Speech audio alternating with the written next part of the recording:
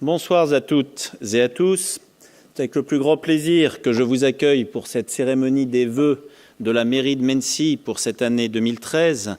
Et je vais tout de suite demander de bien vouloir me rejoindre sur scène à mes côtés au maire honoraire de Mennecy, Joël Meunier, et au colonel de gendarmerie, au colonel du groupement de gendarmerie départementale, le colonel Duret, de bien vouloir également venir me rejoindre.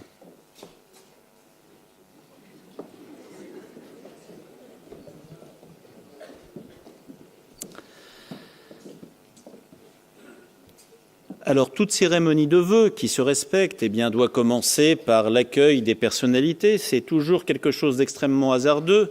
C'est là où un maire se fait des ennemis. Il se fait des ennemis à l'aune de ceux qui l'oublient. Et alors, vous imaginez bien qu'essayer de n'oublier personne parmi les maires qui ont bien voulu nous faire l'honneur d'être avec nous aujourd'hui, c'est un exercice toujours extrêmement difficile. Alors, je tenais à saluer déjà les deux conseillers généraux de la zone communauté de communes du Val-d'Essonne qui sont ici. Patrick Imbert, qui a dû nous quitter il y a quelques minutes, et Caroline Parâtre, qui ne pourra pas rester jusqu'à la fin, mais qui a tenu à être avec nous ce soir, donc je tenais à les en remercier. Et puis un certain nombre de collègues maires, Laurence Spicher, qui nous vient de Savigny, une des plus grandes villes du département, avec plusieurs de ses élus, notre collègue qui vient d'une ville charmante, juste à côté de Mennecy, que nous connaissons bien, qui est la ville de Lys, notre collègue Lafont, et puis également les collègues maires de la communauté de communes, et là je vais essayer de ne pas en oublier, parce qu'ils sont venus nombreux. Je pensais à Wilfried Ilginga, je pensais à Jean-Luc Gouarin, à Alexandre Spada, à Jacques Bernard, à Guy Claire, à Jean-Claude Quintard. J'espère ne pas en avoir oublié. Normalement, Jacques Gombaud devrait nous rejoindre. S'il est dans la salle, je lui demande de m'en excuser, et puis sinon vous lui transmettrez mes excuses pour ne l'avoir pas cité. Ceci étant fait, il me revient également, bien évidemment, de remercier le colonel de gendarmerie du groupement, mais qui est à mes côtés. Mais je tenais à avoir une pensée, un remerciement tout particulier pour le lieutenant Daloul, commandant de la brigade de gendarmerie de Mennecy, ainsi que le commandant Guiton, qui commande les pompiers de Mennecy, qui sont ici avec un certain nombre de leurs hommes et de leurs femmes. On a l'habitude de dire leurs hommes, mais à l'heure de la parité, c'est quelque chose qui est devenu désuet. Profitez également de ces quelques mots d'accueil pour remercier l'ensemble des services municipaux, et je reviendrai là-dessus tout à l'heure, pour le merveilleux travail qu'ils font tout au long de l'année, travail sans lequel rien ne serait possible, rien ne se ferait dans cette commune comme dans n'importe quelle ville de France. Et bien évidemment, je vais remercier au tout premier rang des services le directeur général, Gérald de Gallet, qui est là, bien là, et dont je ne pense qu'il est encore là pour quelque temps. Je vais remercier son adjoint, Patrice Boudersa, la directrice des services techniques, Sandrine Truffet, la directrice des ressources humaines, Delphine Vax, et au travers d'eux, l'ensemble de leurs collaborateurs, avec une pensée toute particulière pour David Fonseca, le directeur du CTM, parce que c'est un service qui a été mis à rude épreuve ces derniers jours. Nous avons eu, en l'espace d'un week-end, comme sur toute l'Île-de-France, 15 cm de neige qui sont tombés. Et David, avec les moyens qui sont ceux d'une petite ville comme la nôtre, avec la quinzaine d'agents mobilisables, pendant une semaine, a été amené à travailler 16 à 18 heures par jour, dans le froid, sous la neige, à manier la pelle, à manier le sel. Je profite au passage de cet instant pour remercier tous les Menneçois qui ont contribué à aider en déneigeant un petit peu devant chez eux.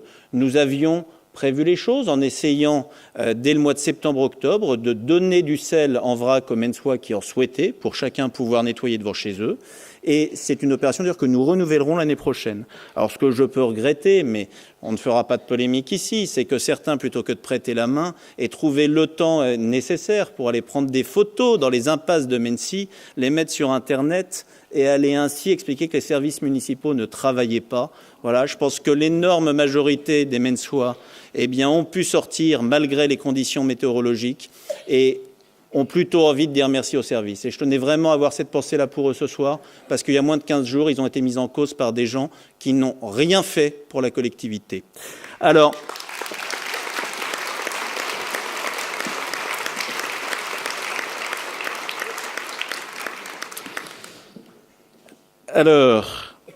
on me dit on me dit que j'ai oublié, je suis impardonnable, parce qu'en plus ses parents sont mensois, que j'ai oublié dans la liste des maires, mais c'est une erreur rattrapée. Guy Clerc, je l'avais cité, le maire d'Écharcon, mais Laurence Budelot, voilà notre collègue de Vers-le-Petit, qui nous vient du plateau avec Jean-Claude Quintard. Donc c'est fait et j'espère qu'elle ne m'en voudra pas.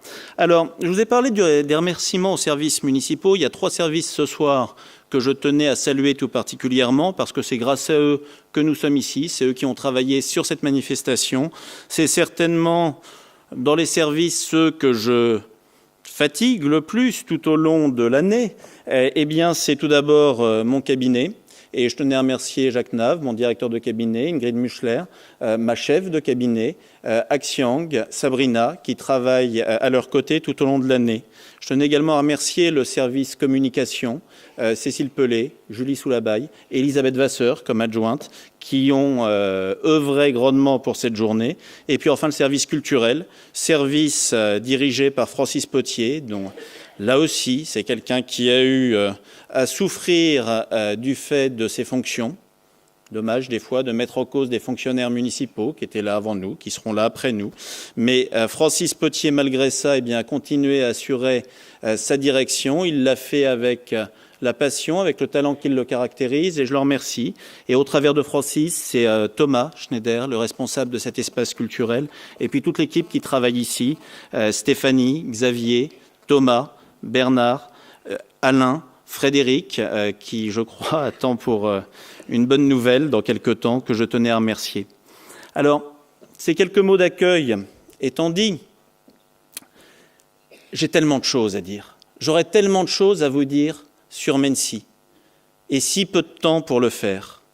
Si peu de temps pour vous dire tout ce qui me tient à cœur, tout ce qu'avec l'équipe municipale, nous avons fait, et tout ce que nous avons encore envie de faire. Alors, si je devais paraphraser saint François d'Assise, j'aurais pu vous dire, moi, maire de Mennecy, j'ai commencé par faire le nécessaire, puis ce qu'il était possible de faire. Il n'y a pas que saint François d'Assise, on a un petit peu mixé les genres. Et ce qu'on a fait, eh bien, c'est ce bilan de mandat sous forme de supplément au dernier Mennecy Actualité qui vous a été distribué à l'entrée, dont vous pourrez prendre connaissance dans la soirée ou dans vos boîtes aux lettres dans les jours qui viennent. Ce bilan de mandat, Elisabeth Vasseur, avec Jean Ferret, tous ceux qui ont travaillé dessus, ils avaient fait 200 pages initialement. Et il a fallu le restreindre parce qu'on ne pouvait pas faire un bilan qui soit fait sous forme d'annuaire, c'était trop lourd. Donc on l'a réduit à 44 pages, mais de ce fait, il est extrêmement incomplet et je m'en excuse. En tout cas, ça vous permettra, en feuilletant ces quelques pages, eh bien, de mesurer l'ampleur du travail qui a été mené depuis 5 ans pour Mennecy et pour les Menneçois. Alors je ne vous ferai pas le récapitulatif de ce qui est écrit, je vous parlerai juste de cette année 2012 qui vient de se terminer et des travaux que nous avons menés. Cette année 2012, elle a été, comme ses devancières, assez exceptionnelle en termes de travaux dans les écoles qui auront été la priorité de la municipalité. 20 millions d'euros investis dans les écoles sur ce mandat. Et sur cette année, ça aura été la livraison définitive au mois de septembre de l'école des Myrtilles, avec la livraison du groupe élémentaire qui est venu rejoindre la maternelle et le restaurant scolaire. Ça a été, les Myrtilles, c'est quand même plus de 7 millions d'euros de travaux. Je tiens à le préciser, c'est une école neuve qui a été reconstruite. Ça a été des travaux importants sur l'école de la Sablière, avec les reprises complètes des sols d'une classe qui, depuis des années, connaissait des problèmes de remontée d'humidité que nous avons enfin réussi à traiter. Ça a été des travaux importants sur le groupe scolaire de la Janotte, auquel je suis particulièrement attaché, puisqu'il est situé en plein cœur du quartier de la commune. Et ces travaux, ça a été la reprise intégrale pour plus de 40 000 euros de la cour de l'école maternelle et l'extension avec une réserve parlementaire de Franck Marlin de la BCD de l'école pour quelques 70 000 euros.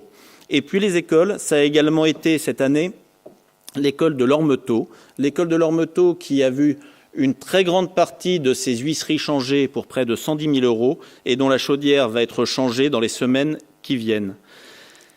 Les travaux, en dehors des écoles, il y en a eu aussi beaucoup dans Mennecy.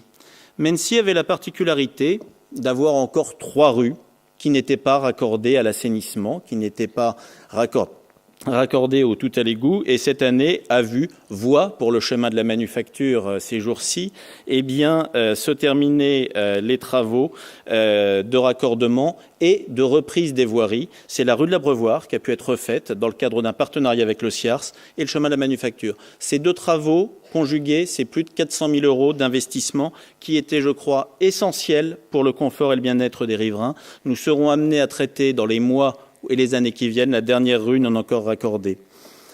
L'année 2012, ça a également été celle des premières livraisons de programmes immobiliers avec la résidence Paul Cézanne, livrée par Nexity et ses 37 maisons, et puis la résidence Juliette Drouet, livrée par la TGN avec ses 17 logements pour 29 places de stationnement, ce qui, en termes de logement social, est un record absolu. Voilà, et je remercie le bailleur social d'avoir accepté de faire cet effort. Alors, c'était beaucoup de gens qui ont attendu pour ces 55 logements, qu'ils soient privés ou publics. C'est beaucoup de gens qui ont attendu un peu plus longtemps qu'ils ne l'auraient souhaité, parce qu'on est une ville où il y a souvent des recours, mais qui maintenant ont pu emménager intégralement pour la résidence Paul Cézanne et sont en train d'emménager pour la résidence Juliette Drouet. Cette année, cela aura également été le Conseil municipal des enfants qui a pris son envol et dont, avant de nous séparer, un représentant vous lira un petit mot. Ce Conseil municipal des enfants, il a fait des réalisations concrètes, et notamment la création d'un cinéma de plein air dans le parc de Villeroy cet été, qui sera renouvelé à l'avenir. Cette année, nous avons également abouti sur les travaux d'études du village Lévite concernant ces réseaux, qui âgés maintenant de 40 ans, pour nous c'est peu, mais pour des réseaux sur le Lévite c'est beaucoup, arrive à bout de vie. Et ceci va nous permettre, dans le courant de l'année, de fermer une ZAC qui n'a plus d'activité, plus de travaux depuis maintenant plus de 35 ans. Ceci va permettre au CIARS d'aller chercher des demandes de subventions pour reprendre les réseaux d'eau et d'assainissement du Lévite, des 1700 pavillons du Lévite, et d'envisager des travaux pour les années 2016 et au-delà. L'ensemble des travaux qui seront faits ont pu, grâce aux études qui ont été menées, être déterminés de manière non traumatisante. C'est-à-dire que ces travaux se feront comme de la microchirurgie. C'est des tuyaux qui passeront dans les tuyaux en éclatant les premiers qui permettront d'en repasser d'autres. Je crois que c'est quelque chose pour tous les habitants du Lévite, et vous êtes nombreux ce soir, j'en ai vu des Bouvreuils, des Cèdres ou d'ailleurs. Je crois que c'est quelque chose de particulièrement important de savoir que votre environnement sera protégé, même si ces travaux, qui sont inévitables, devront être menés. L'année 2012, ça a également été une année importante où, avec Karina Coelho, nous avons mis en place un service qui n'existait pas, c'est des aides juridiques gratuites en mairie.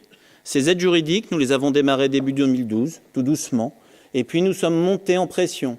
Par rapport au début de l'année, nous avons pratiquement multiplié par 3 la fréquence pour répondre à la demande des Mensois qui est grande. Cette année, c'est plus de 120 personnes qui auront bénéficié de ces aides.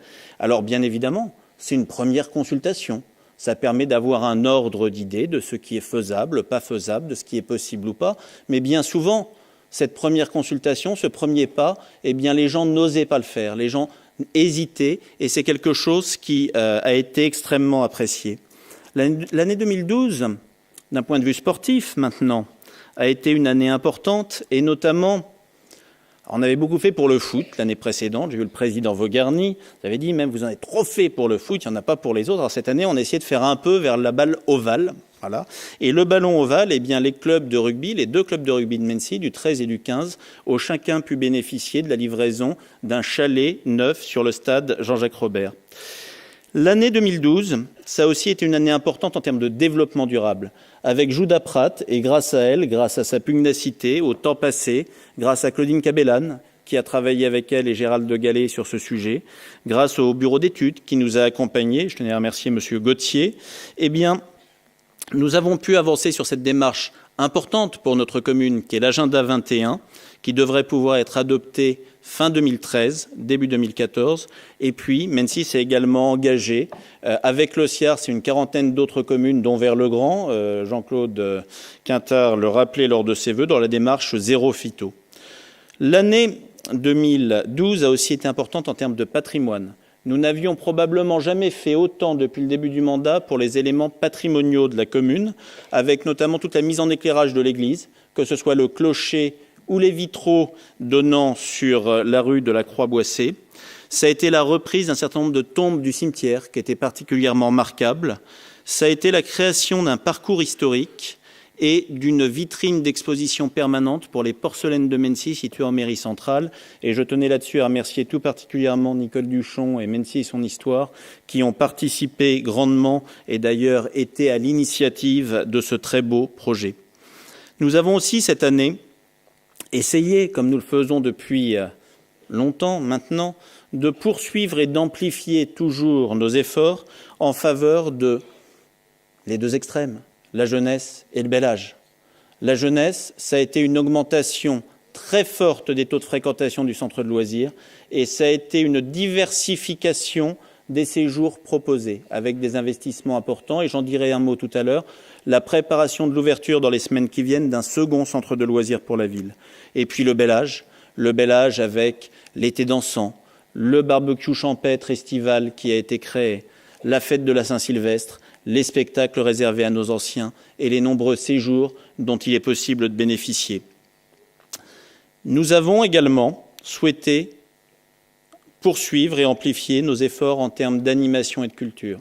L'animation, bien évidemment, ça a été le marché de Noël, le festival du livre à cheval entre l'animation et la culture, qui ont permis de réunir, comme chaque année, plusieurs centaines ou plusieurs milliers de personnes.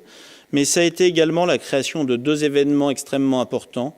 La première édition d'une trilogie sur la Grande Guerre, puisque nous aurons 3 années de suite, à la période du 11 novembre, des expositions sur cette boucherie qui a marqué l'entrée de l'ère moderne au début du XXe siècle. Et ces expositions seront renouvelées en 2013 et en 2014. Et puis ça a également été la création de Mency en fête, un moment festif permettant de réunir tous les Mensois et au-delà, toutes les associations, sur le 14 juillet, en terminant la journée par un feu d'artifice. Enfin, et je ne l'oublierai pas, parce que c'est quelque chose pour moi qui, d'un point de vue culturel, est absolument essentiel, ça a été le développement du théâtre dans les écoles. Même si nous avons une richesse culturelle rare, nous avons un conservatoire exceptionnel, avec des professeurs d'un talent reconnu. Nous avons la chance d'avoir ce théâtre qui vit et qui vibre toutes les semaines. Nous avons la chance d'avoir une vie associative que nous pouvons accompagner, d'avoir une superbe médiathèque qui a été construite il y a tellement peu d'années qu'elle est quasiment neuve. Mais nous avons aussi une chance, c'est d'avoir 2 troupes de théâtre en résidence, l'une avec laquelle nous travaillons et qui œuvre plus sur le collège, et puis la compagnie Strapatella, qui traditionnellement intervenait dans une classe de CM2 chaque année. Et cette année, elle intervient avec le soutien de la mairie dans toutes les écoles élémentaires qui le souhaitent. C'est-à-dire qu'on a multiplié par 5 l'effort en faveur du théâtre dans les écoles. Je crois que c'est quelque chose de fondamental parce que ça permet à nos enfants d'apprendre différemment, de découvrir que apprendre, ça n'est pas que scolaire. Ça permet à nos enfants de prendre confiance en eux et d'arriver à s'exprimer devant d'autres gens. C'est des choses qui, je crois, leur resteront toute leur vie. Et c'est dans ce que nous aurons mis en place d'un point de vue culturel, une des choses qui, pour moi, et Annie Pioffet et Francis Potier, nous aura le plus touchés. Alors, je vous ai beaucoup parlé de ce qui a été, si j'avais eu le temps. Si j'avais eu le temps. Si j'aurais su, comme aurait dit Petit Gibus. Après le passé, j'aurais aimé vous parler de l'avenir, j'aurais aimé parler de 2013, j'aurais aimé vous parler de nos projets. J'aurais aimé vous dire, moi, maire de Mency, j'ai fait un rêve. J'ai fait un rêve que nous allons décliner tout au long de l'année, déjà au travers du club de tennis. Je vous ai parlé tout à l'heure du football, 2012, du rugby, du football 2011, du rugby 2012, et bien 2013, ça va être le tennis. Nous avons fait un très gros travail avec le club de tennis, d'accompagnement sur leur fonctionnement, et d'accompagnement sur les travaux d'investissement. Nous sommes partis sur un phasage de travaux sur laquelle la mairie investira dans les 3 années qui viennent 350 000 € par tiers sur les périodes estivales. Et cette année, ça va être la reprise de 3 cours en fonction de ce qui a été arrêté avec le club. Donc un effort assez exceptionnel. Comme les choses souvent marchent par 3, c'est également vrai en termes de salles associatives. Nous aurons cette année 3 salles associatives livrées, l'une dans le cadre de la résidence du Regard, qui est en train de se construire à la gendarmerie, et 2 sur l'ancienne papeterie, sur l'ancien site CAPA. Ces 3 salles, d'une taille de 60 à 80 mètres carrés en fonction des salles, eh bien, viendront permettre de doubler l'offre de salles municipales, puisqu'aujourd'hui, nous avons les 2 salles Marianne, la salle du Saule Saint-Jacques, qui fonctionne pleinement, la salle de la Cheminée, qui a beaucoup plus de contraintes. Et donc, nous allons passer de 3 à 6 salles pour les associations cette année. Je crois que c'est un effort très important et qui permettra d'augmenter la vie et le lien de nos associations. Année importante, j'en ai dit un mot tout à l'heure, que 2013, concernant les grands travaux, les livraisons de logements. Les livraisons de logements en chantier, elles vont s'étaler. Les dernières arriveront début 2014, mais elles vont s'étaler pour l'essentiel entre le mois de mai et le mois de septembre. Ça va être la résidence Victor Hugo, qui va recouper toute la papeterie.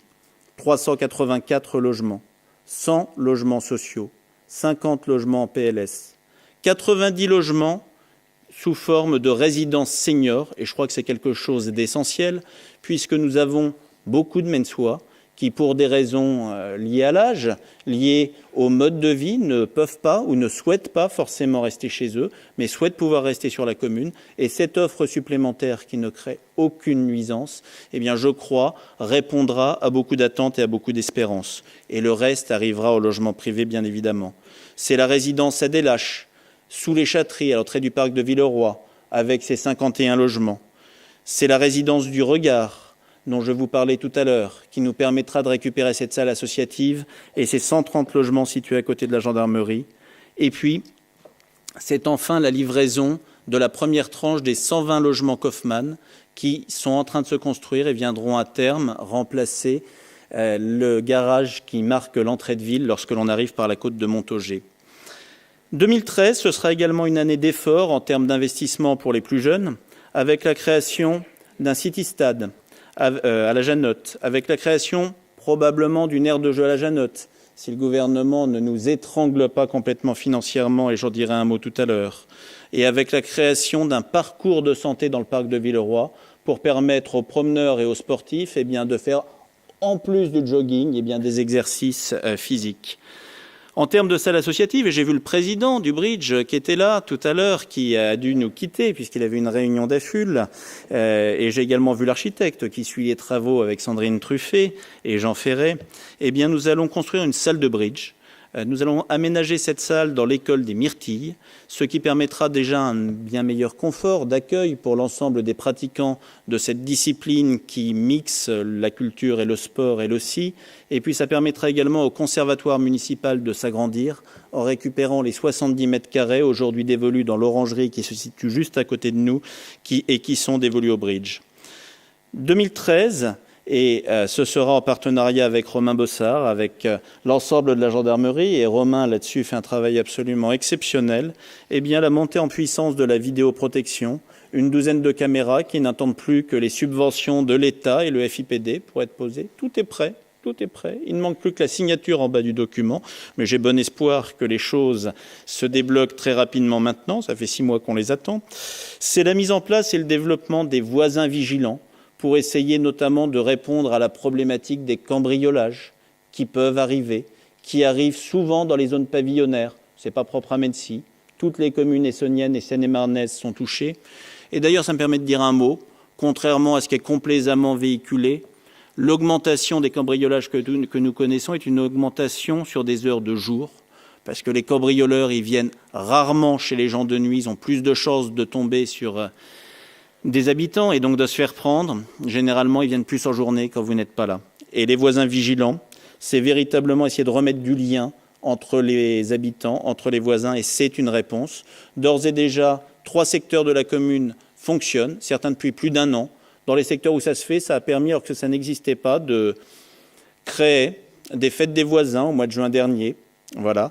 Et nous avons actuellement 2 autres secteurs sur lesquels nous travaillons, et je pense que l'évolution des mentalités, l'évolution des types de délinquance fait que ces dispositifs vont se créer à Mennecy comme partout ailleurs. 2013, c'est également une augmentation des effectifs de la police municipale, votée par la majorité municipale, qui permettra à nos effectifs de venir en complément de la gendarmerie tous les soirs de la semaine à compter du milieu d'année, là où pour l'instant il ne tourne qu'entre 3 à 5 soirs par semaine en fonction des périodes. 2013, ça va également être une année extrêmement importante par rapport à une des problématiques les plus lourdes de la commune, la circulation routière.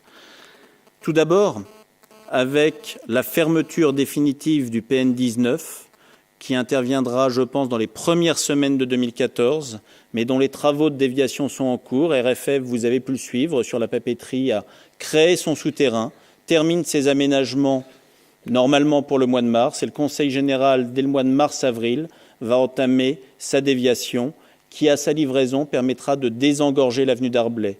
Cette avenue d'Arblay qui va être désengorgée, eh bien, ce sera une bonne chose pour l'ensemble des Mainsois déjà qui y habitent, parce qu'il y aura moins de circulation à côté de chez eux. Et puis, c'est une bonne chose également parce que ça va la ramener dans le domaine public communal. Aujourd'hui, elle appartient au Conseil général. Alors qu'elle est dangereuse, on nous refuse tous travaux de sécurisation dessus. Eh bien, ça va permettre à la commune de reprendre cette voirie, de la recalibrer intégralement, d'y installer, grâce au SIARS qui va investir plus de 300 000 €, un bassin de rétention afin de venir à bout des montées d'eau qui arrivent très fréquemment sur ce secteur lors des grandes pluies et des grands orages, et puis de revoir les gabarits pour casser la vitesse et doubler le nombre de places de stationnement qui passera de 130 à 250. Autre point sur la circulation important, c'est le barreau sud. Ce serpent de mer, cette fameuse déviation de la commune, cette fameuse déviation de Mennecy, que depuis 20 ans, tous les maires de Mennecy rêvent de voir venir un jour, qui s'est baladé absolument partout entre les marais de Fontenay, le plateau de Vers-le-Grand, Chevannes, Mennecy, et sur laquelle, pour la première fois, on a des avancées très fortes. Je ne vais pas vous dire que c'est pour cette année, mais on a des avancées très fortes. Tout d'abord, depuis maintenant 4 ans, le tracé a été arrêté, accepté par toutes les communes. Ça passe au large de Mennecy, au large du Lévite, pour aller se raccorder sur Montvrin 2 et les Haies Blanches. Tracé arrêté. La CASE, la communauté d'agglomération Seine-Essonne, l'agglomération de Corbeil, a réalisé le premier tronçon de cette voirie pour desservir Norbert d'Entresangles et les Haies Blanches. Et puis, c'est tout récent, ça a maintenant une dizaine de jours, la CCVE vient d'obtenir du Conseil général un engagement sur la réalisation d'un deuxième tronçon qui viendra desservir la ZAC de Montvrin 2.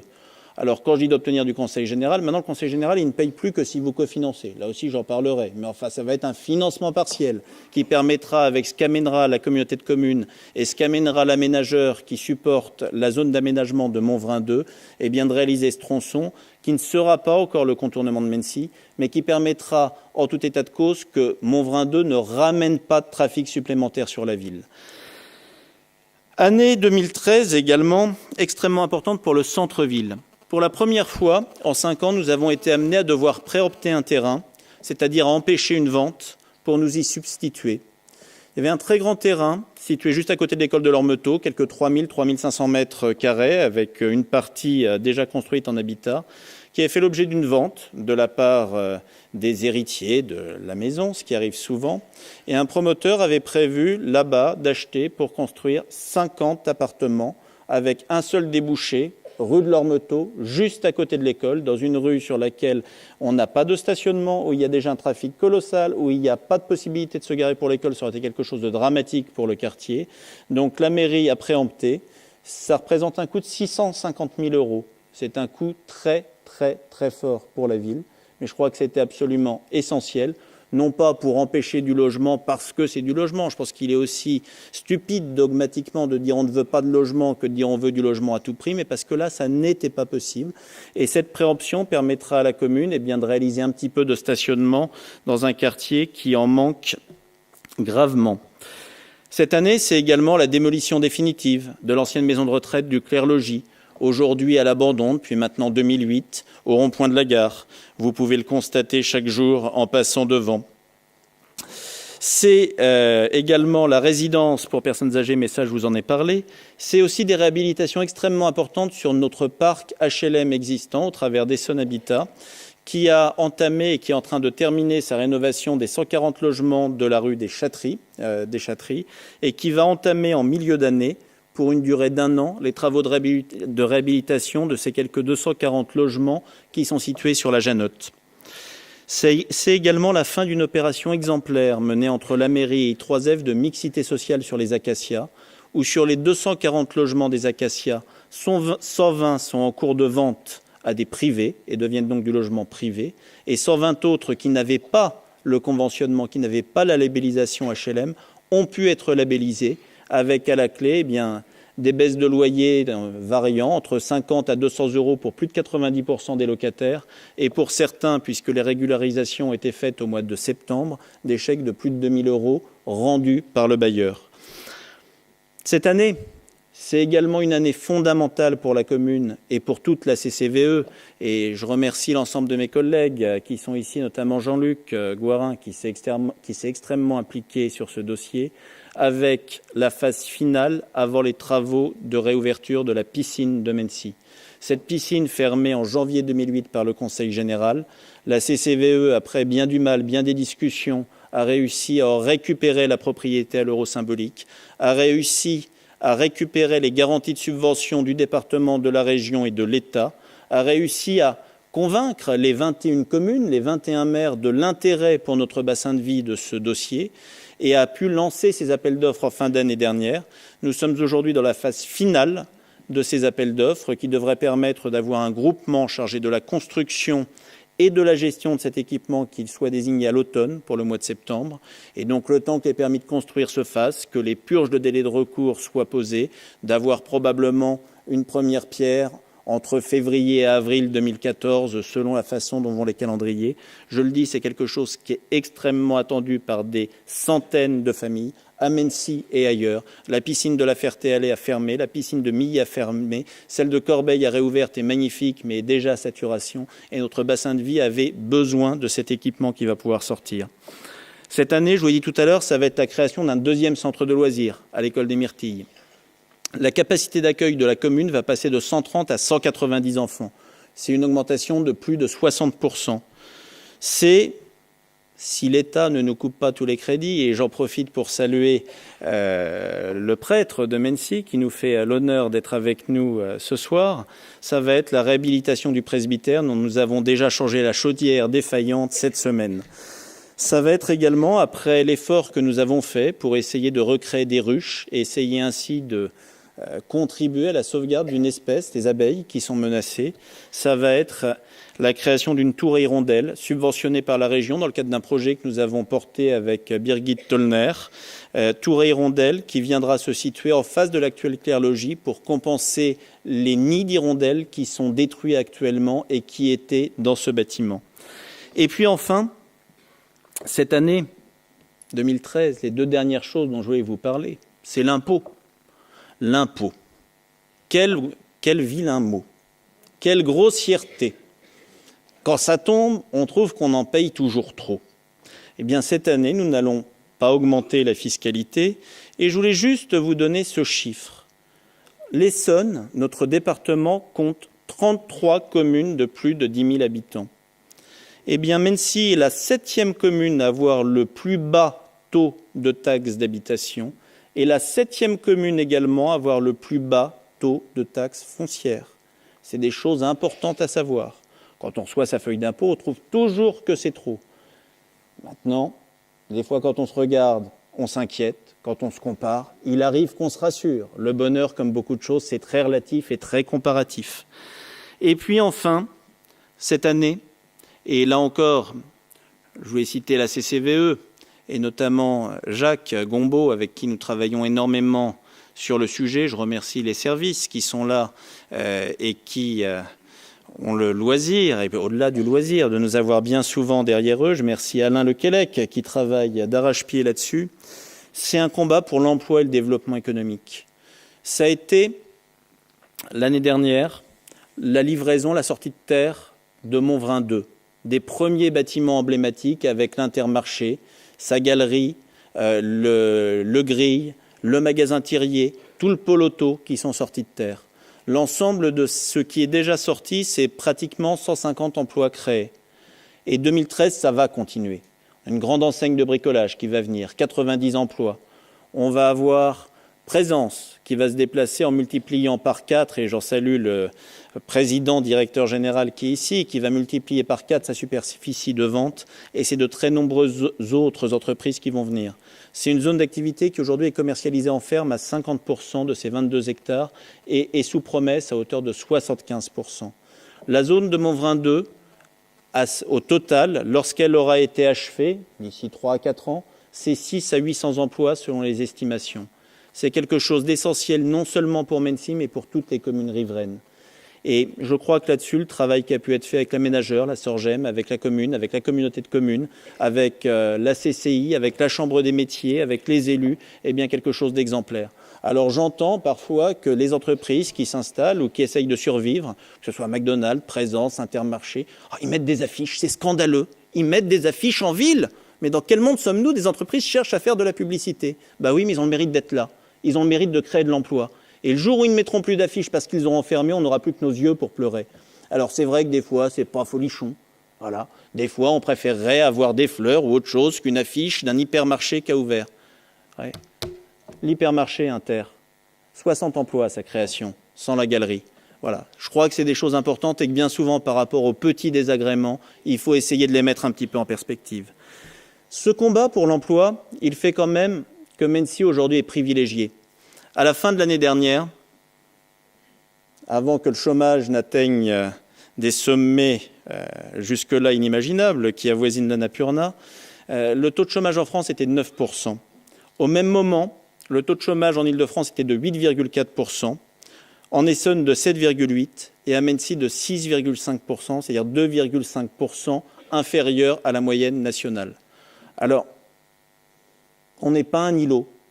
L'année 2013 va être extrêmement dure, mais je crois que tout ce qui peut être fait par les élus de notre bassin de vie pour permettre d'essayer de lutter contre l'augmentation du chômage, contre l'augmentation de ce fléau qui détruit des familles, qui détruit des vies, eh bien, est bon à prendre. Et que devant ça, eh bien, ça ne doit mériter absolument aucune exception.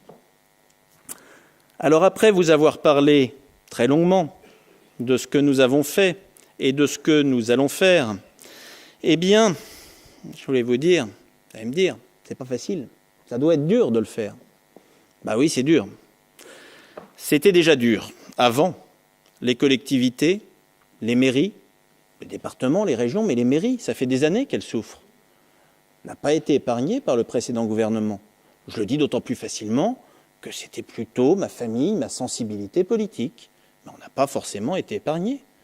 Il y a eu des dotations qui ont été gelées. Il y a eu un certain nombre de transferts de compétences qui n'ont pas toujours été intégralement compensés. Et puis, on nous a promis le changement au printemps. Et c'est vrai que le changement est venu. On est passé de quelque chose de dur à quelque chose de très, très, très dur. Voilà. Et dans ce contexte, eh bien, moi, j'aurais eu envie de vous dire, moi, maire de Mennecy, je n'ai rien d'autre à offrir que du sang, de la peine, des larmes et de la sueur. Qu'est-ce qui se passe aujourd'hui concrètement pour les mairies? Les dotations de l'État diminuent. Pour la première fois depuis plus de 30 ans, le montant global des dotations allouées par l'État aux collectivités va diminuer. Ça fait 3 ans que l'enveloppe globale était gelée. Cette année, elle va baisser comme dans les années qui viennent. Le budget de l'État, qui conditionne ces dotations et qui conditionne la pression fiscale, a été établi sur une base de croissance de 0,8%. Alors, l'Allemagne, elle prévoit 0,4%.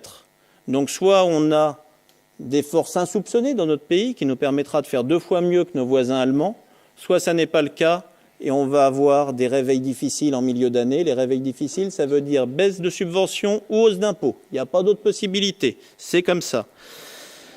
On a subi la hausse ou la suppression des charges sur des exonérations de charges sur les heures supplémentaires, qui allait pénaliser les petits salaires, qui allait également pénaliser les budgets de l'ensemble des entreprises et des mairies. On subit, comme tout le monde, collectivités, les hausses colossales du coût de l'énergie, de l'essence, du gaz, encore les exemples qui sont tombés hier, de l'électricité. On subit la hausse du chômage, parce que ça nous oblige, parce qu'il y a une obligation de faire, ça nous oblige de faire plus pour être à côté de ceux qui souffrent, de dépenser plus. Et puis, on subit aussi une chose curieuse, qui est la loi du flot. La loi Duflot, elle a réussi à passer. Vous savez, après plusieurs censures, parce que des fois, on fait les choses, mais on n'est pas tout à fait suffisamment professionnel pour arriver à les faire passer devant les juridictions compétentes, et c'est cassé par le Conseil constitutionnel. La loi Duflot, elle impose une chose très simple à Mennecy. Dans les inquiétudes qu'il peut y avoir dans cette salle ou ailleurs, ou qui sont complaisamment agitées, c'est de dire on construit trop de logements à Mennecy. Effectivement, en 2008, il nous manquait 400 logements sociaux pour être, dans le cadre de la loi SRU, au 20% obligatoire. Ça impliquait une amende tous les ans pour la commune qui allait être majorée de manière extrêmement forte. Et puis ça posait aussi un problème pour beaucoup de Menneçois qui ne pouvaient pas se loger. Nous avons fait l'effort sur ce mandat de dire ces 400 logements, on va les construire. Et on va les construire pour ne pas faire 400 logements sociaux d'un bloc. On va essayer de les faire en faisant de la mixité et en mettant aussi du logement privé au milieu. C'est pour ça qu'on fait plus de 400-450 logements, parce qu'on a essayé de mettre du privé au milieu du social pour avoir une ville équilibrée. Voilà. Et cet effort, cette volonté politique, elle nous permet au terme du mandat d'être à 20,5, 21%. Eh bien, la loi Duflot, elle va imposer à toutes les collectivités, dont Mennecy, pour 2025, d'être à 25% de logements sociaux. C'est-à-dire que d'ici à 2025, il va falloir reconstruire 400 à 450 nouveaux logements sociaux. Moi, je ne sais pas où on va les mettre. Alors, les gens qui, à Mennecy, me disent « c'est terrible, vous construisez trop de logements sociaux », mais qui, dans le même temps, soutiennent un gouvernement qui vous disent « il faut en faire encore plus », si un jour ils sont ici à ma place, je serais curieux de savoir comment ils vont faire pour d'un côté faire plaisir à leur main gauche qui parle à l'État et à leur main droite qui parle au local. Voilà. Moi, j'ai des problèmes des fois de cohérence. Là-dessus, nous, on n'en a pas. On appliquera la loi de la moins mauvaise des façons possibles. Et en tout cas, on va essayer de se battre pour que ce projet de loi Duflot, qui est absolument inepte, soit révisé en 2017. Et puis, la pire des choses qui nous tombe dessus, qui aurait pu être la meilleure, c'est la réforme des rythmes scolaires que l'État, quand je dis l'État, c'est le cabinet de Vincent Payon et la dizaine d'apparatchiks qui tiennent le siège national de la FCPE, a décidé d'imposer sans aucune concertation avec les enseignants ni avec les collectivités. C'est ce projet de décret qui était attendu par tout le monde, qui était souhaité. Tous ceux qui travaillent sur l'enseignement depuis des années, que ce soit les professeurs, les chronobiologiques, les sachants, les parents d'élèves, attendaient un allègement des rythmes scolaires. Ça va dans le bon sens. Là-dessus, tout le monde était d'accord. Et puis, entre septembre et janvier, on a une espèce de tango, un pas en avant, deux pas en arrière, d'un ministère ne sachant pas où il allait, pour finalement aboutir à un projet de décret qui a été présenté, comme la loi l'oblige, au Conseil supérieur de l'éducation, qui est l'organisme national regroupant tous les sachants de la profession. Et il a été rejeté. Il a été rejeté pas de peu, il a été rejeté massivement. Il a été rejeté en n'étant adopté que par 5 voix contre 23 contre et 30 abstentions. Mais malgré tout, le gouvernement décide de passer en force en imposant ce décret tel qu'il est. Il ne faut pas se tromper de combat. Le problème, c'est pas de dire est-ce qu'on est ou pas pour l'allègement des rythmes scolaires. Quand les enseignants disent aujourd'hui on est contre, on leur dit c'est parce que vous ne pensez pas à l'intérêt de l'enfant. On les met en accusation, mais c'est scandaleux. Quel est cette démocratie où quand on n'est pas d'accord, on est mis en accusation. On est taxé d'être un mauvais français, d'être un mauvais prof. Le problème, il n'est pas là. Il n'est pas de faire les choses, il est de ne pas les faire n'importe comment. Et ce projet de décret, il pose des problèmes colossaux à l'ensemble des enseignants, à tel point que l'intégralité des directrices et directeurs de la commune de Mennecy, des écoles maternelles et élémentaires, ne veulent pas de ce projet. Et après consultation des conseils d'école, nous serons amenés à demander son report pour 2014. Mais il provoque aussi des problèmes colossaux pour les collectivités. Les enfants passeront exactement le même temps dans l'école après qu'avant, 8h30, 16h30. Ils y passeront même une demi-journée de plus, le mercredi matin. Mais à l'inverse, 15h30, 16h30, enfin 45 minutes, c'est pas tout à fait une heure, on demande aux mairies, sans compenser financièrement, de prendre en charge les enfants.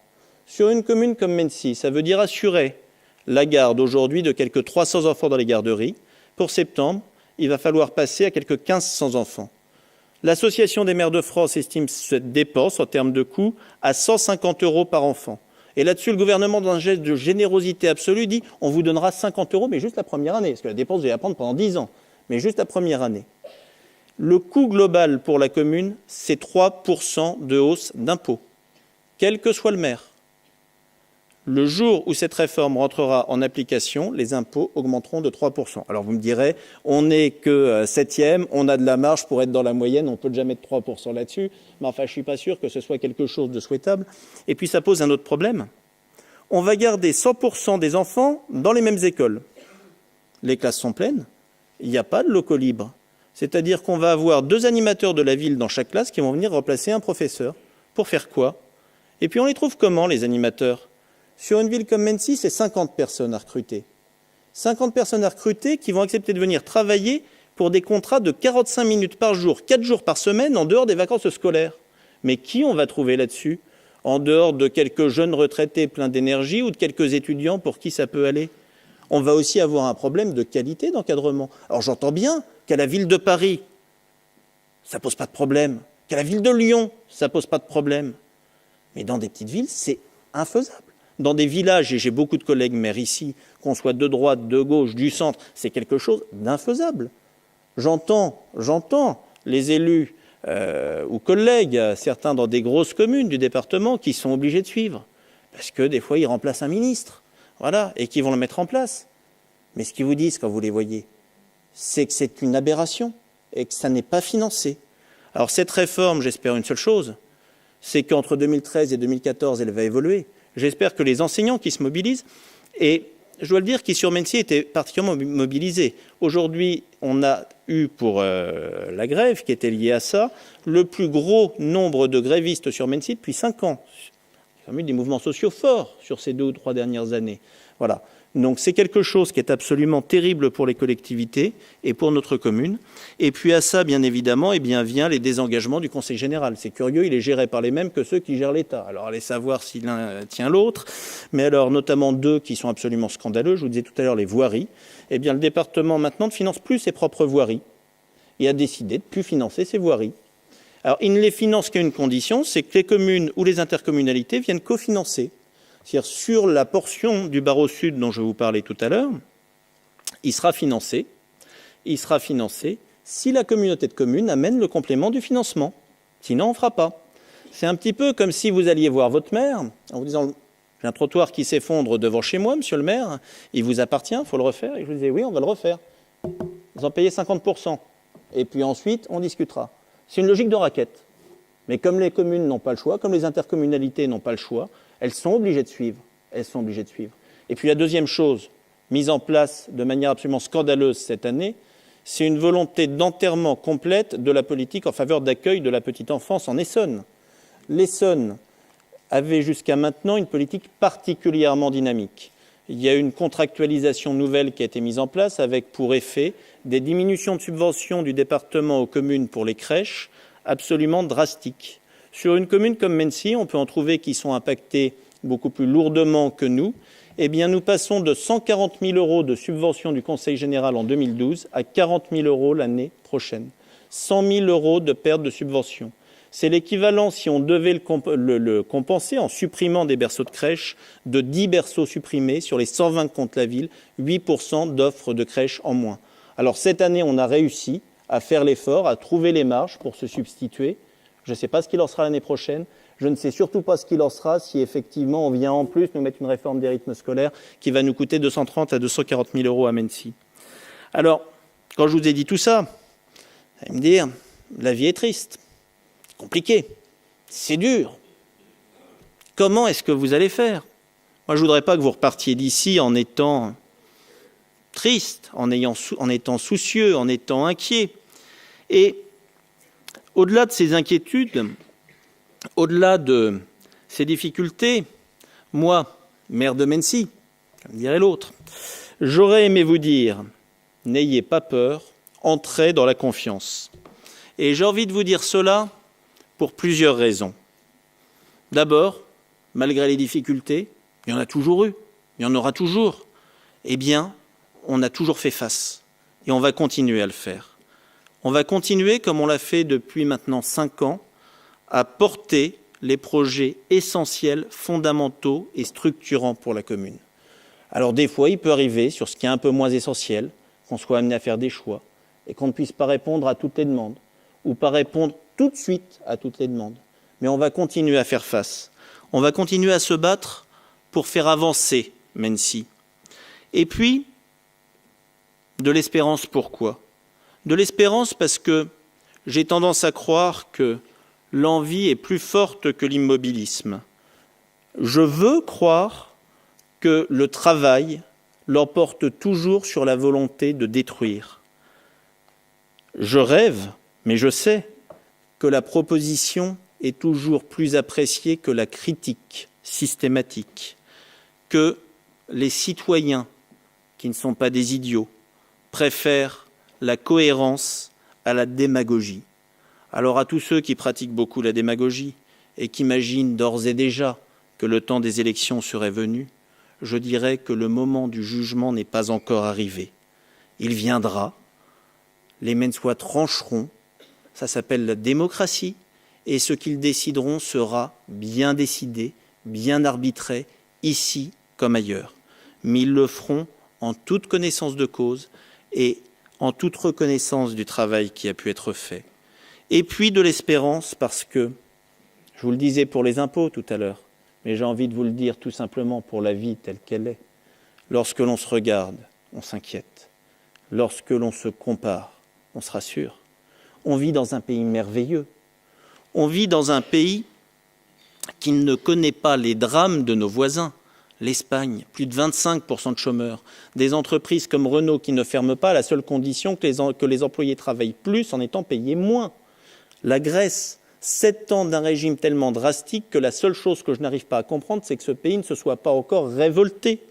La Syrie qui connaît une guerre absolument épouvantable, le Mali avec lequel Mensi a tellement d'attaches, qui depuis un an vit des drames absolument terribles.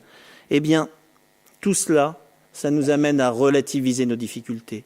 Ça nous amène à nous dire que tous autant que nous sommes, mairie, intercommunalité, département, région, élus de droite, de gauche, du centre, eh bien, quand on veut essayer de faire, quand on veut essayer de faire pour les autres, quand on veut essayer de faire pour l'intérêt général, eh bien, on arrive à préserver l'essentiel. La France, elle est belle et elle est solide. Elle est belle et elle est solide parce qu'elle a des valeurs, parce qu'elle s'appuie sur un triptyque de liberté, d'égalité et de fraternité.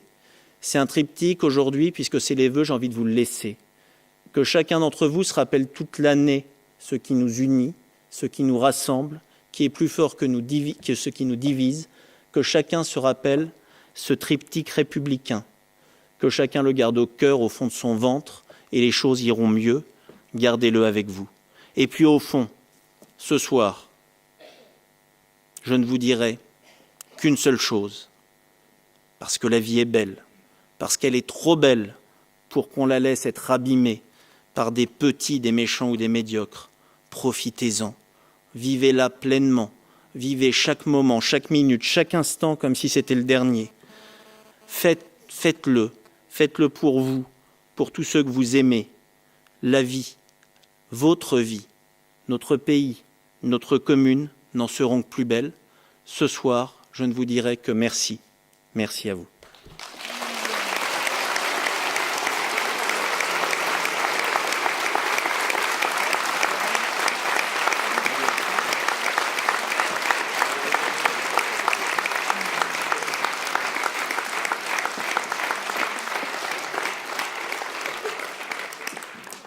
J'ai beaucoup trop parlé et je vais avoir le plaisir d'être remplacé par une de mes jeunes collègues qui est la fille d'ailleurs d'un des meilleurs employés de la ville, voilà, qui peut-être un jour viendra être la première femme maire de Mensi et qui, avec ses collègues du conseil municipal des enfants, souhaitait vous lire un texte. Merci pour elle.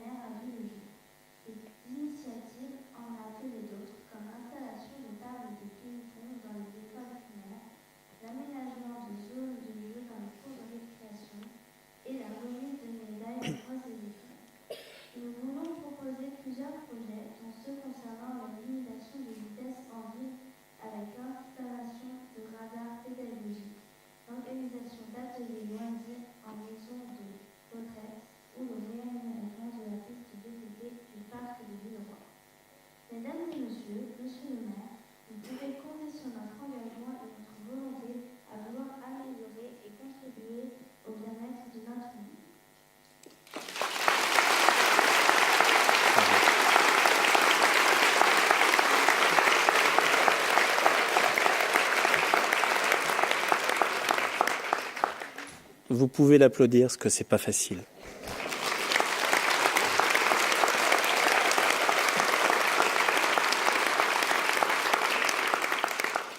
Je vais vous inviter à passer salle Michel-Ange où vous pourrez goûter et comparer les galettes de tous les boulangers de la ville. Très belle soirée à vous et très belle année.